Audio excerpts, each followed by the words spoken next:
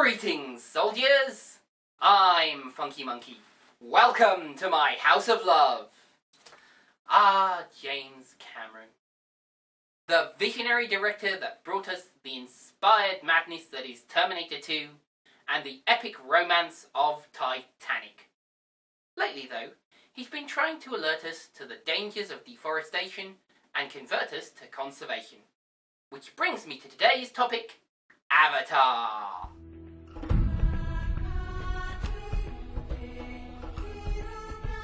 Released in 2009, Avatar is the groundbreaking 3D sci-fi epic that seemed to do what the much-maligned Fern Gully The Last Rainforest could not.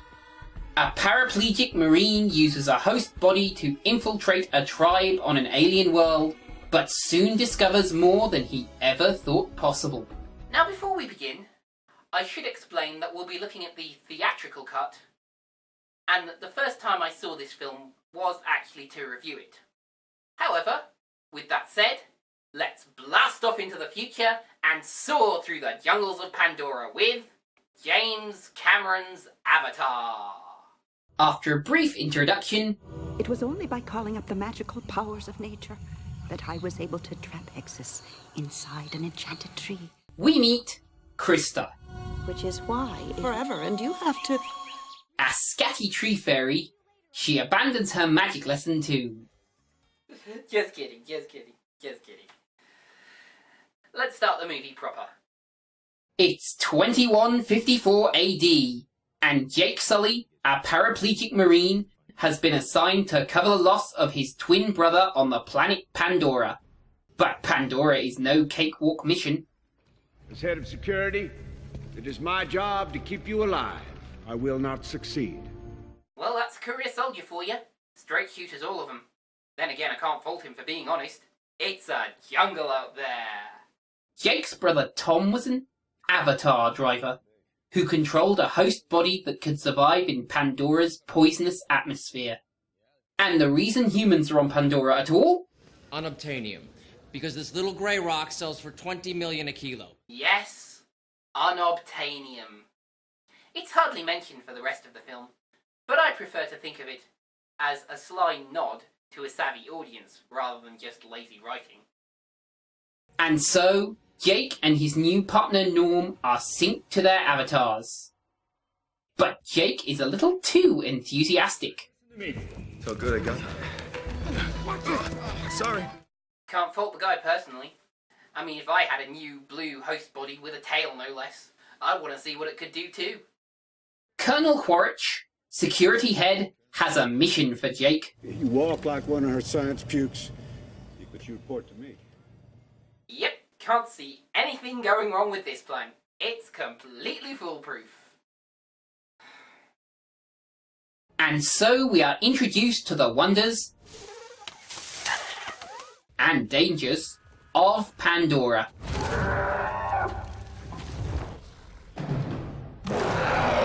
But Jake is separated from the group. Alone in the night, our hero is still able to fend off the worst this crazy jungle has to offer. And we meet our native heroine, Neytiri. She doesn't immediately take to the outsider. You're like a baby, making noise, don't know what to do. Easy. Get her! Then again, they are dealing with a hostile extraterrestrial force. But then... And so, Neytiri takes our hero to the Na'vi elders. It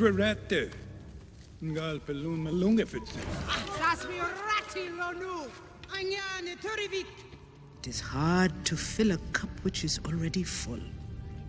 My cup is empty.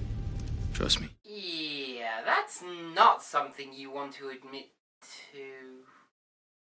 Oh, you mean your experience cup? Oh, yes, terribly sorry. No, yeah, completely misunderstood. Carry on.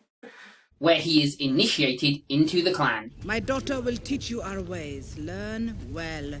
Back at the base, human Jake reports in on his secret mission. Learn to be one of them. That's called taking the initiative, son. I wish I had 10 more like you. Look,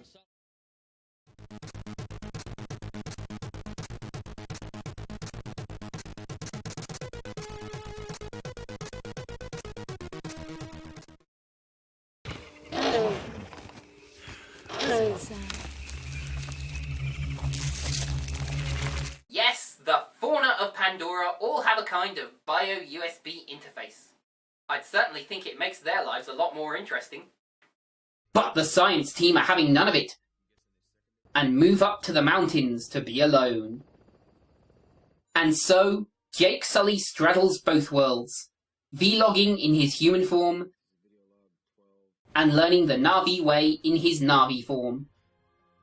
Until at last, the day of his final test.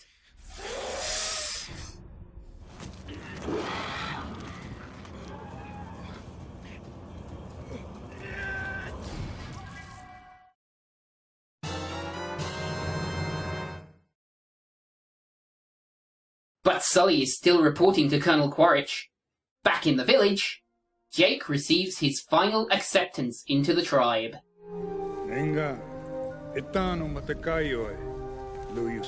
And things are going along swimmingly. Let's watch as it all falls apart.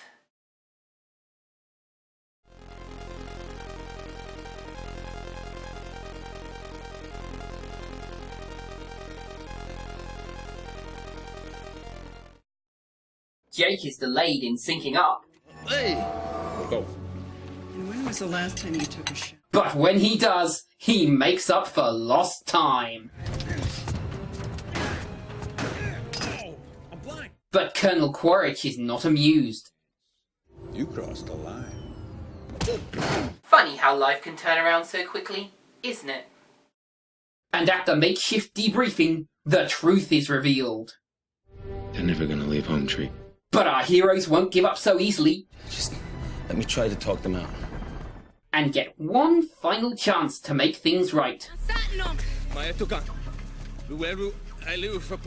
But honesty often comes with a heavy price. So one day I could bring this message, and then you will believe it. With you. With you. I trusted you. Trust me now, please. Krista. You lied to me. Okay. After the fun gully clips, I promise. And so the battle lines are drawn. But the Na'vi are outgunned in the face of human firepower. And Home Tree falls.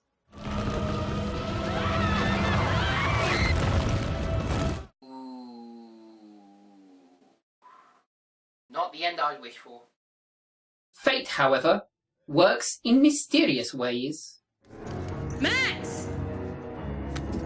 But while our heroes escape, Dr. Augustine is wounded. You alright back there? Oh, yeah, baby! Jake launches a crazy scheme to regain his honor. Now, that big red thing he's landing on there is a Toruk, or Last Shadow, as in the last thing you see before you die. Toruk Makto means Rider of Last Shadow. And the Rider of the Last Shadow was a legendary figure that brought the clans together in times of trial. So you can see why Jake would want to emulate him. And save Dr. Augustine's life.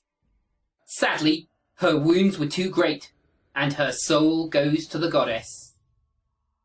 And so the stage is set for our finale, as Toruk Makto delivers a rallying cry that echoes around Pandora. Tell them Toruk Makto calls to them. This is our land! And battle is joined. But the casualties run high. Just when all looks lost, the cavalry arrive to save the day. Well, that's the good thing about being so in tune with nature. Some punk humans bring the diss and nature's got your back. Sully goes in for the kill. But Quaritch is wily. And so, in front of Jake's human shell, it all comes down to a final battle of Na'vi and machine. How's it feel to betray your own race? But Colonel Quaritch didn't reckon with Neytiri, and pays the price.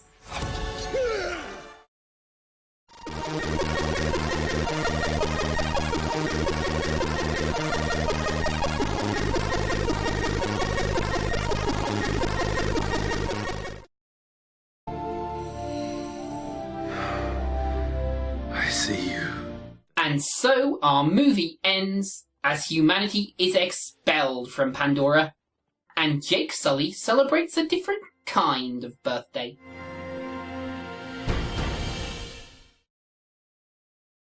So that was James Cameron's Avatar. And it's kinda sweary, and kinda preachy, but you know what? I'm gonna put this one into the House of Love. So this movie takes a broad approach to characterization. The roles are all cast to type. Sigourney Weaver playing Dr. Augustine, the Earth Mother scientist. Stephen Lang's Colonel Quaritch is every inch the grizzled military vet.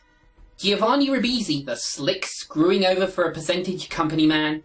Michelle Rodriguez as a tough pilot. And the Na'vi virtual performances are subtle and look almost real and entirely soulful.